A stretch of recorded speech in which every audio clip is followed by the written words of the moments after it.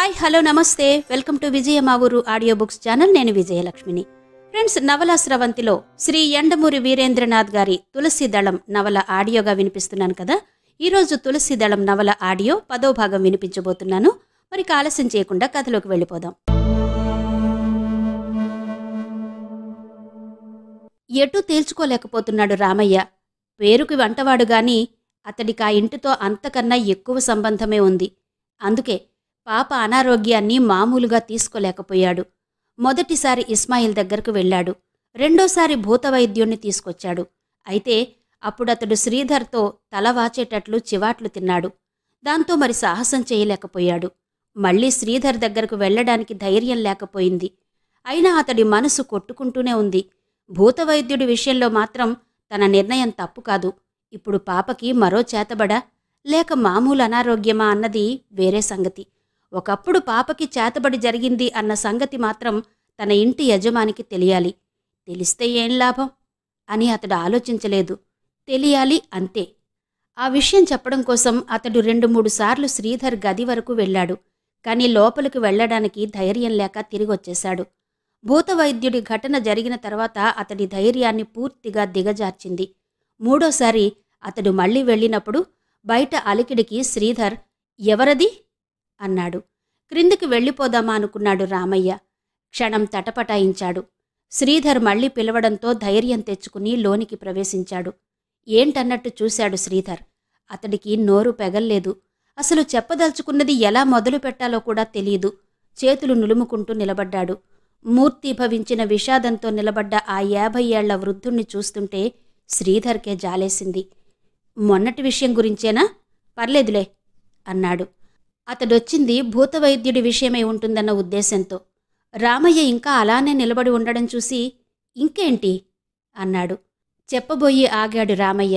యజమాని గాంభీర్యత చూస్తుంటే అతడికి నోట మాట రాలేదు. అతడి తటపటాయింపు చూసి ముఖంలోకి నవ్వు తెచ్చుకున్నాడు శ్రీధర్. ఏంటి చెప్పు అన్నాడు మార్దవంగా. అతడి ప్రోత్సాహానికి తగిన ఫలితం లభించింది. రామయ్య చెప్పడం ప్రారంభించాడు. పాప గోళ్లు సరస్వతి కత్తిరించడం గురించి, ఆ తర్వాత అనుమానం గురించి, ఇస్మాయిల్ దగ్గరకు వెళ్లడం గురించి, ఆ తర్వాత 4 రోజుల్లో పాప మళ్లీ మామూలుగా మారడాన్ని గురించి వివరించాడు. మళ్లీ అంతలోనే ఈ ఉపద్రవం వచ్చిందంటే దానికి కారణం ఆ దుర్మార్గులు మళ్లీ ఏదో చేసి ఉంటారని నొక్కి చెప్పాడు. శ్రీధర్ అతడు చెప్పిందంతా విన్నాడు. అతడు మొహంలో ఏ భావం లేదు. ఆ వృద్ధుడు చెప్పడం పూర్తి చేశాడు. శ్రీధర్ కొంచెంసేపు మాట్లాడలేదు. తర్వాత తన వైపే ఆతృతగా చూస్తూ నిలబడ్డ అతడి వైపు సూటిగా చూశాడు. చేతబడి అంటే? రామయ్య ఈ ప్రశ్నకి ఉలిక్కిపడ్డాడు. తన యజమాని ఈ ప్రశ్న తెలియక అడుగుతున్నాడో తెలిసి అడుగుతున్నాడో అర్థం కాక తటపటాయించాడు. మళ్లీ శ్రీధర్ అన్నాడు, అక్కడెక్కడో చేతబడి చేస్తే ఇక్కడ ఇలా జరిగిందంటావా? పోనీ జరిగిందే అనుకో. మరి నువ్వు తిరుగు ఏంటా పదం? తిరుగుబడి చేయించావు కదా, దాంతో అంతా సర్దుకోవాలి కదా. నువ్వు చెప్పిన దానిలోనే ఎన్ని లొసుగులు కనబడుతున్నాయో చూడు. నువ్వే అన్నావు తిరుగుబడి చేయిస్తే చేతబడి చేయించినవాడు చచ్చిపోతాడు అని. మరి ఆ సరస్వతి పాప గోళ్లు పెరిగాయి. పాపం తీసిన్నాడు వెంటనే చావాలి. చచ్చిపోలేదు కదా. మరి ఇంకో విషయం, ఆ ఇస్మాయిల్ తిరుగుబడి చేయగానే పాప బాగవ్వాలి కదా. అవలేదేం? ఆ సంగతి నువ్వు చెప్పావు. చేతబడిలో ఏదో ఒక అంగం కృశించిపోతుంది అని. ఇక్కడ అలా జరగడం లేదుగా అని అతడు లేచి దగ్గరగా వచ్చి అన్నాడు. రామయ్య, నీకు బాగా తెలియని విషయాల్ని నువ్వు ప్రచారం చెయ్యకు. సైన్స్ ఇంత డెవలప్ అయిన రోజుల్లో కూడా నీలాంటి వాళ్ళుండబట్టే వీటికి ఇంత ప్రచారం జరుగుతుంది. నీకు పాప మీదున్న ప్రేమ ఎంత బలీయమైందో నాకు తెలుసు. మన ఆత్మీయులకి కొంచెం ఉపద్రవం వాటిల్లగానే మన మనసు పరిపరి విధాల అపసవ్యంగా ఆలోచిస్తుంది. ఇందులో నేను నిన్నేమి తప్పు పట్టడం లేదు. నేను కోరుకునేదల్లా ఒకటే, నీ అజ్ఞానంతో దెయ్యాలు అవి అని చెప్పి ఈ ఇంట్లో వాళ్ళని భయపెట్టకు. పాపని వేపమండలతో కొట్టించి బాధ పెట్టకు. ఇక నువ్వు వెళ్ళొచ్చు అన్నాడు శ్రీధర్. మసక చీకట్లో అస్పష్టంగా కనబడుతున్న యజమాని ముఖంలోకి సూటిగా చూసే ధైర్యం లేక అతడు తల వంచుకుని ఆ గదిలో నుంచి బయటకొచ్చాడు. జీవితంలో కొన్ని సంఘటనలు అకస్మాత్తుగా జరుగుతాయి. కొన్ని పరిచయాలు, కొన్ని విడిపోవటాలు, అనుకోని సంఘటనలు అన్నీ ఇలాంటి కోవలోకి చెందినవే. జీవితాన్ని మార్చే సంఘటన ఒక్క క్షణం ఆలస్యమైతే సంభవించకపోయి ఉండొచ్చు.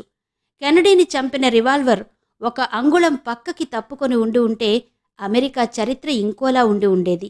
ఇలాంటి సంఘటనలే శారద జీవితంలో జరిగి మంత్రాలు చేతబడి లాంటివి అభూత కల్పనలని, కొంతవరకు వాటి వెనుక సైన్స్ ఉందని ఓ నిర్ణయానికి వచ్చేటట్టు చేసింది. 19వ రోజు ఆ రోజు పాపని ఆస్పత్రి నుంచి ఇంటికి తీసుకురావడానికి నిర్ణయం జరిగింది. హార్లిక్స్ బాటిలు మిగతా బట్టలు సర్దుకుంటుంటే బయట కలకలం వినిపించి ఆమె బయటకొచ్చి చూసింది. ఆమె కొంచెం రిలాక్స్డ్గా ఉంది. కాశ్మోరాలో 19వ రోజు వచ్చే వ్యాధి అంత అపారమైంది కాదు. తుఫాను వచ్చే ముందు ప్రశాంతతల. వరండాలో ఒక పేషెంట్ని తీసుకొస్తున్నారు. అయితే ఆ పేషెంట్ గమ్మత్తుగా ఉన్నాడు. గాల్లో ఈత కొడుతున్నాడు.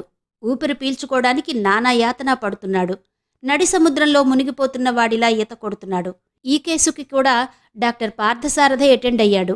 అతడేదో ఇంజెక్షన్ ఇవ్వగానే పేషెంట్ నెమ్మదిగా నిద్రలోకి జారుకున్నాడు. అయితే నిద్రలోనే ఎగిరెగిరి పడుతున్నాడు. శారద గమనిస్తోంది. పేషెంట్ని కాదు, పేషెంట్ పక్కనే పాలిపోయిన మొహంతో నిలబడ్డ 20 ఏళ్ల కుర్రవాణ్ణి. అందరూ పేషెంట్ను చూసి కంగారు పడుతుంటే ఆ కుర్రవాడు మాత్రం బిక్కముఖం వేసుకుని ఒక మూలగా నిలబడ్డమే కాకుండా నుదురు కొట్టుకుంటూ తనలో తానే ఇదంతా నా వల్లే, నేనే చేసింది అని అనుకోవడం వింది. అది ఆమె హిస్టీరియా అని అనుకుంటున్నది. మరి అతడు చేసిందేంటో ఆమెకు అర్థం కాలేదు.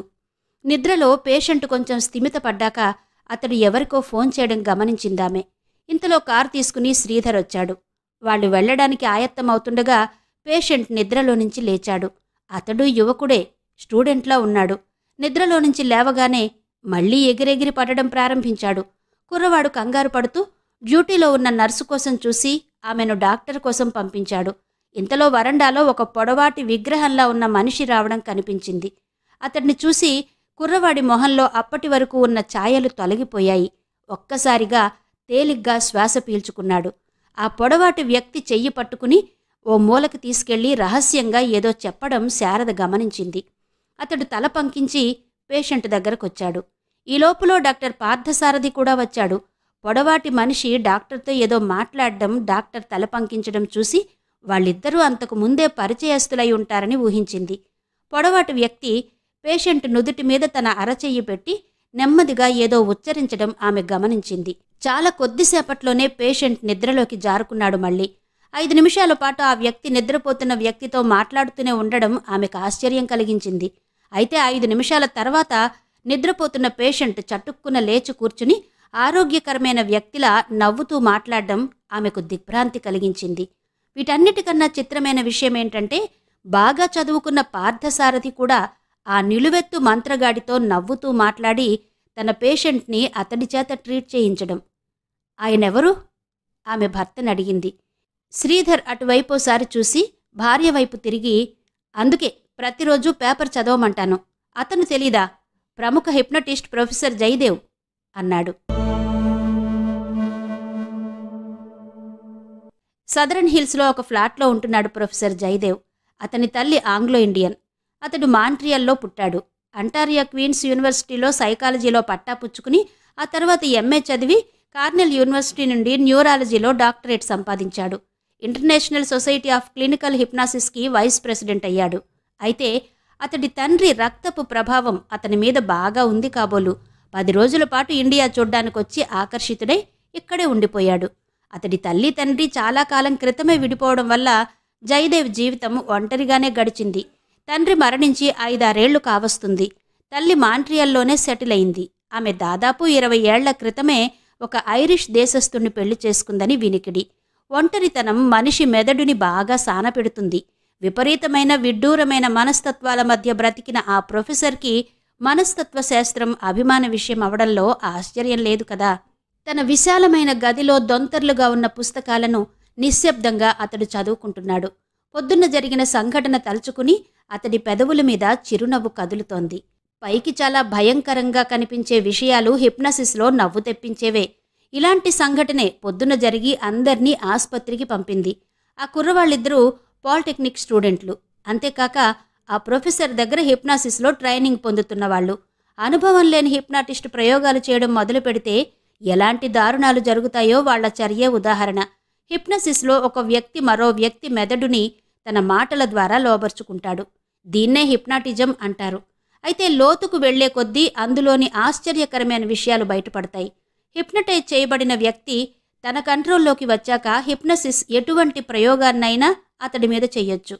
ఉదాహరణకు, ఒక వ్యక్తిని హిప్నటైజ్ చేసి నీకు రాత్రి 8ంటికి మెలకువ వస్తుంది, ఈ నిద్ర నుంచి సరిగ్గా గంట పోయాక అంటే 9ంటికి నీకు విపరీతమైన దాహం వేస్తుంది అని హిప్నటిస్ట్ చెబితే ఆ వ్యక్తి నిద్రలేచి ఏ పని చేసుకుంటున్నా సరే 9ంటికల్లా ఆటోమేటిక్గా అనాలోచితంగా నీళ్లు తీసుకుని తాగుతాడు. ఈ విషయంలో మంత్రతంత్రాలేవీ లేవు, అంతా సైన్సే. ప్రొఫెసర్ గారి స్టూడెంట్లిద్దరూ ఉత్సాహవంతులైన యువకులు. అందులో ఒకరు ఇంకొకరిని తెలిసి తెలియని తనంతో హిప్నటైజ్ చేశారు.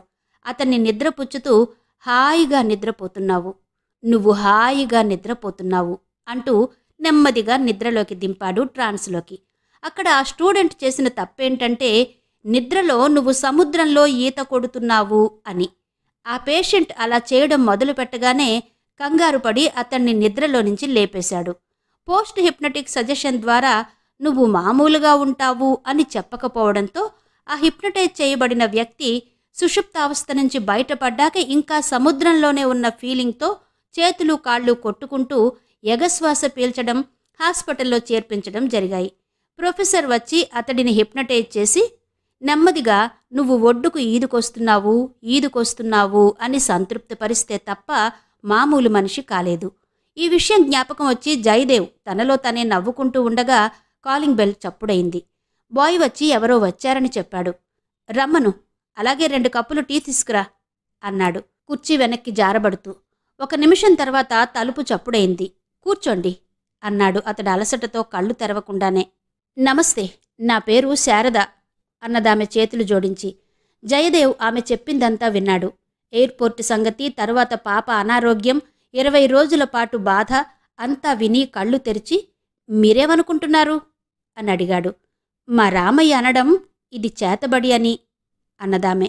ఒక్కసారిగా పక్కున నవ్వేసరికి ప్రొఫెసర్కి పొలమారింది. తనని తనే కంట్రోల్ చేసుకుంటూ చేతబడా అంటూ మళ్ళీ నవ్వాడు. చదువుకున్న మీరు కూడా వీటిని నమ్ముతున్నారా అన్నాడు. శారద నవ్వలేదు, తల వంచుకుని నెమ్మదిగా అంది.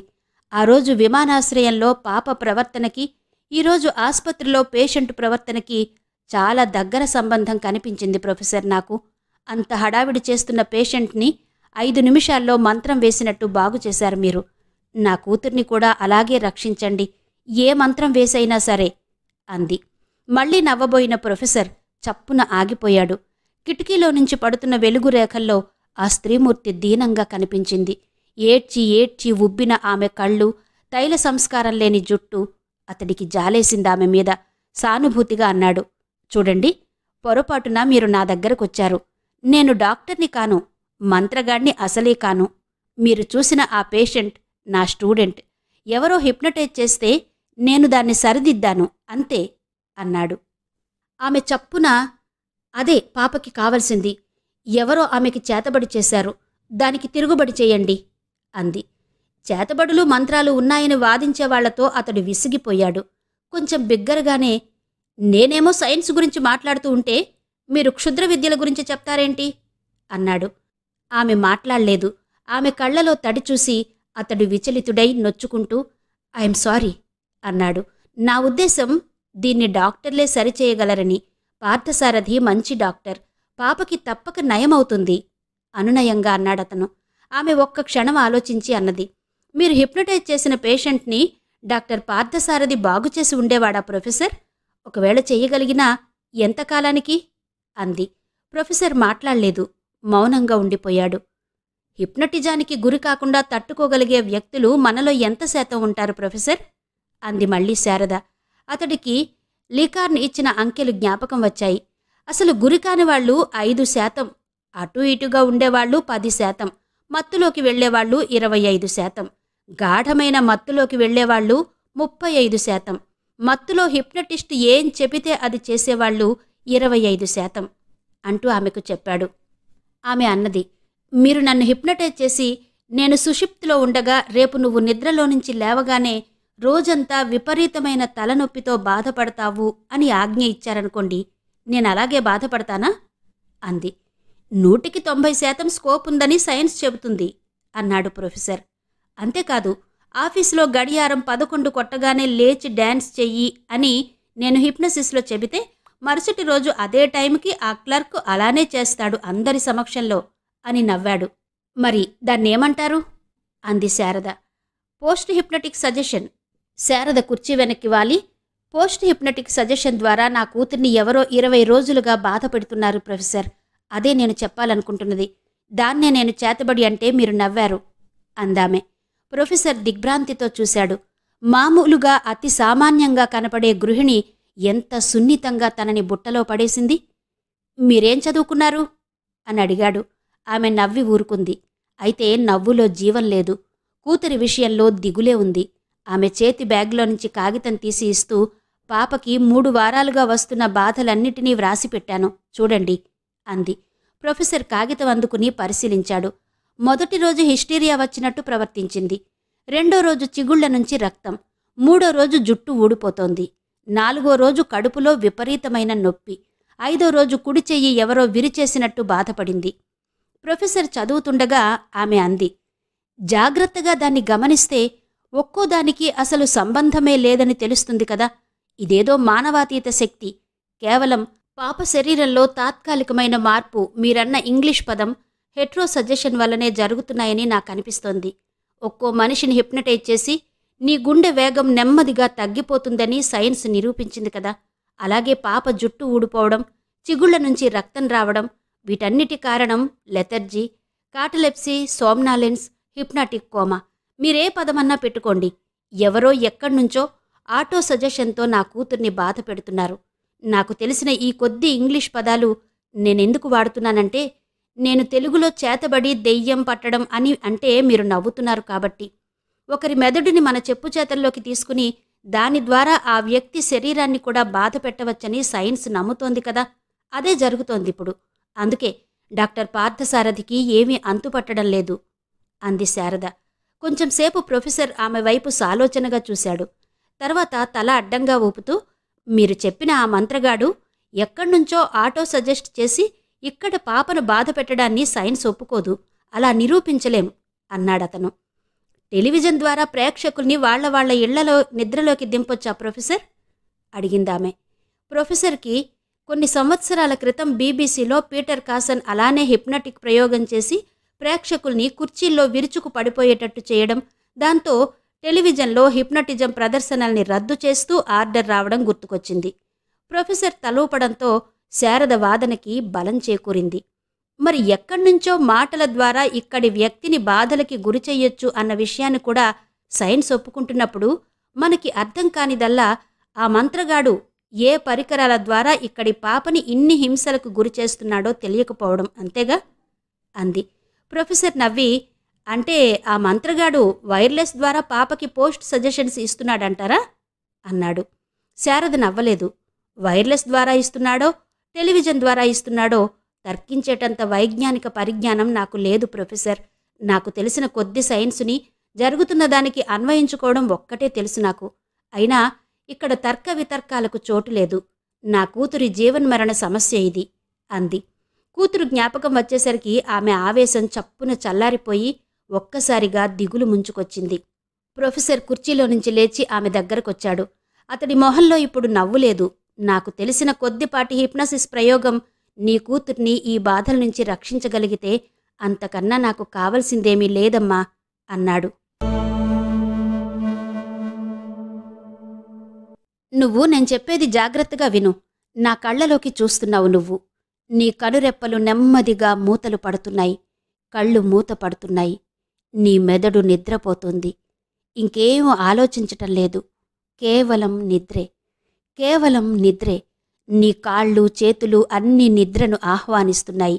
నీ అన్ని బాధల్ని నువ్వు మర్చిపోతున్నావు. నెమ్మదిగా సుషుప్తిలోకి వెళుతున్నావు. నీకు నా కంఠం తప్ప ఇంకేమీ వినబడడం లేదు. చీకటి తప్ప ఇంకేమీ కనబడడం లేదు. చీకటి, అంతా చీకటి.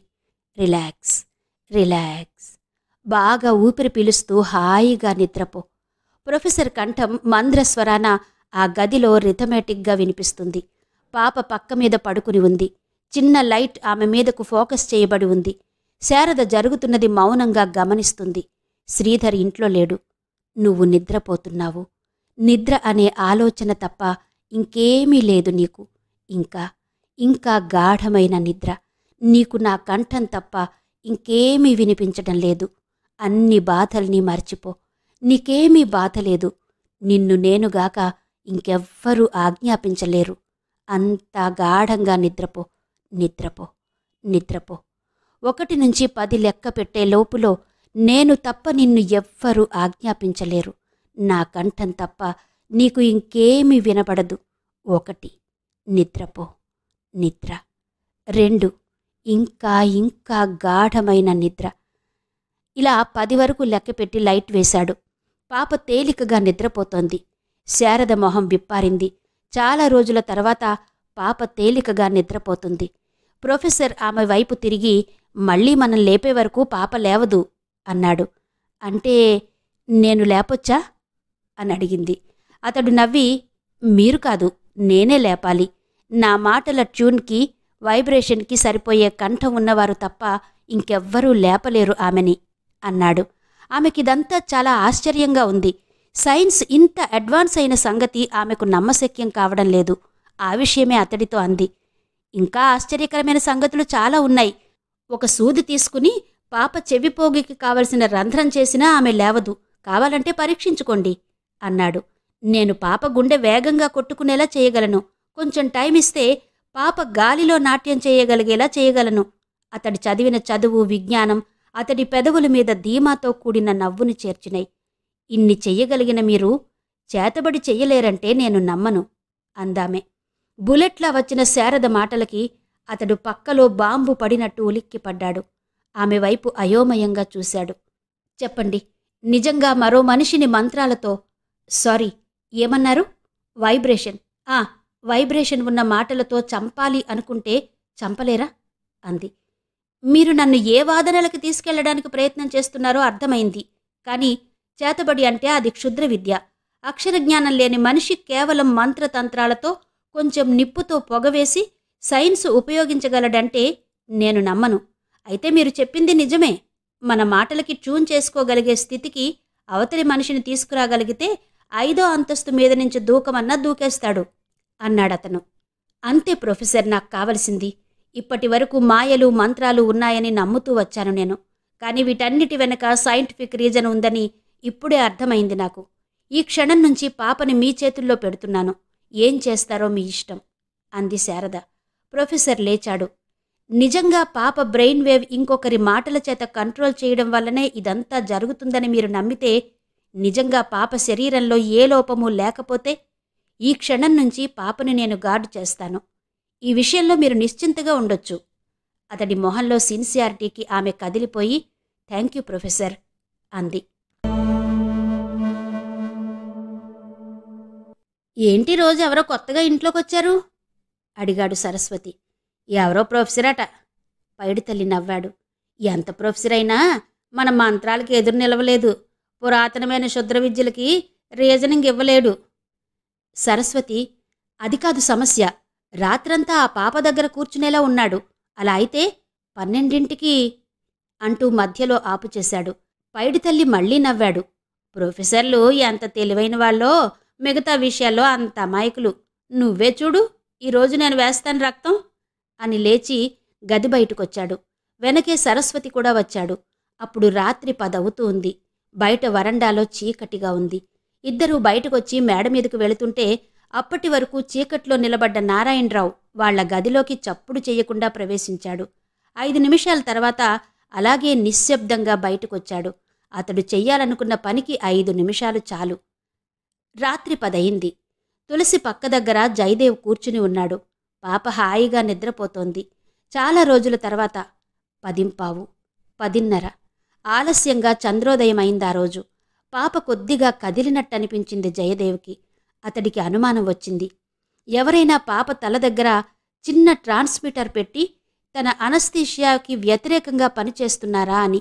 ఆమె తలదిండు క్రింద మంచం కోళ్లని పరీక్ష చేశాడు. ఏమీ కనబడలేదు. అతడికి నవ్వొచ్చింది. ఇదంతా అబ్సర్డ్. అనవసరంగా నేను నా టైం వేస్ట్ చేసుకుంటున్నాను అనుకున్నాడు. మళ్లీ పక్క మీద పాప ఇబ్బందిగా కదిలినట్టనిపించింది. అక్కడికి 1000 మైళ్ల దూరంలో శ్మశానంలో కాద్రా తన 19వ అంకాన్ని ప్రారంభించాడు. పాప బొమ్మకి మరో ముడి వేశాడు. 11 అయింది. పాప మళ్లీ కదులుతోంది. తులసి అని పిలిచాడు. అతడి కంఠానికి ట్యూన్ అయి ఉన్న పాప మెదడు నిద్రలోనే జవాబు చెప్పింది. నేను చెప్పినట్టుగానే నిద్రపోతున్నావా? నిద్రపోతున్నాను. ఏ బాధ లేకుండా? ఏ బాధ లేకుండా. శారద ఈ సంభాషణని విస్మయంతో వింటుంది. నిన్న నీకేదైనా బాధ అనిపించిందా? అడిగాడతను. అనిపించింది. ఎక్కడ? గుండెల్లో. మొన్న? కడుపులో. నీతో ఎవరన్నా మాట్లాడుతున్నారా ఈ బాధ గురించి? అంటే ఇలా బాధపడతావని ప్రతిరోజూ? పాప నుంచి మౌనం. నిన్ను ఎవరైనా ముట్టుకుంటున్నారా? కళ్లమీద, కణతల మీద? మళ్ళీ అడిగాడతను. మళ్ళీ మౌనం. 20 రోజుల క్రితం నీకేమైనా బాధగా ఉందా? నెల రోజుల క్రితం? 40 రోజుల క్రితం? ఉంది. ఏంటి? అమ్మా నాన్న నన్ను వాళ్ల దగ్గర పడుకోబెట్టుకోరు. అది. చెంపమీద చెల్లున కొట్టినట్టు శారద ఉలిక్కిపడింది. తాము అరిస్టోక్రసీ పేరుతో చేస్తున్న పని పాప సబ్కాన్షియస్లో ఇంత గాఢంగా ముద్రించబడి బాధ పెడుతుందా? సైకాలజీ ప్రొఫెసర్ ఆమె వైపు చూస్తే తలదించుకుంది. అతడు మాట మార్చి, శరీరం బాధపడుతుందా? అది చెప్పు అన్నాడు. లేదు. శారద టీ తేవాలన్న మిషమీద అక్కడ్నుంచి తప్పుకుంది. ఆమెకి తల కొట్టేసినట్టుంది. ప్రొఫెసర్ అంటున్నాడు, నువ్వు నా మాటే వినాలి. నీకే బాధ లేదు, అవునా? అవును. 5 నిమిషాలు తక్కువ 12ంటికి తలుపు దగ్గర చప్పుడైంది. దండాల్ సామి అని పైడితల్లి లోపలికొచ్చాడు. ప్రొఫెసర్ తల పంకించాడు. మా పాపకి నయం అయిపోతుందటగా సామి, శారదమ్మ చెప్పింది. చూద్దాం. శాన సంతోషం సామి. అంతలో శారద వచ్చింది. పాపకి హార్లిక్స్ పట్టావా అమ్మా అని అడిగాడు పైడితల్లి. నిద్రలో కూడా చూడు ఎంత నీరసంగా ఉందో. శారద ప్రొఫెసర్ వైపు చూసింది సాలోచనగా. తీసుకురా అన్నాడు జయదేవ్. ఆమె తీసుకొచ్చే లోపులో పైడితల్లి ప్రొఫెసర్కి స్నేహితుడైపోయాడు. ఆ గ్రామీణుడు అమాయకంగా అడిగే ప్రశ్నలకి అతడికి విపరీతంగా నవ్వొస్తోంది. శారద హార్లిక్స్ తీసుకొచ్చింది. పైడితల్లి అందుకున్నాడు. పాప లేవకుండానే తాగుద్దా సామి? తాగుతుంది. నీవు మడిసివి కాదు సామి, దేవుడివి, మహిమగల దేవుడివి అన్నాడు పైడితల్లి. ప్రొఫెసర్ నవ్వి ఊరుకున్నాడు. హార్లిక్స్ పాప పెదవులకి చేరుస్తున్నప్పుడు, పాప అది తాగుతున్నప్పుడు, తాగాక పెదవులు తుడుస్తూనూ ఎంతో చాకచక్యంగా ఆమె నోట్లో 3 రక్తపు చుక్కల్ని పోసేశాడంటే అతడి చూపుడు వేలు కదలికని అక్కడ ఉన్న ఇద్దరూ కనుక్కోలేకపోయారు.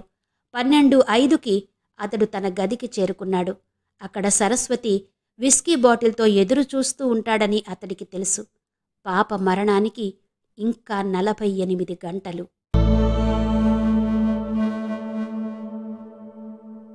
ఇంతవరకు శ్రీ యండమూరి వీరేంద్రనాథ్ గారి తులసీదళం నవల ఆడియో 10వ భాగం విన్నారు కదా. మిగిలిన కథ తరువాతి భాగాల్లో వినిపిస్తాను. అంతవరకు సెలవా మరి. నమస్తే.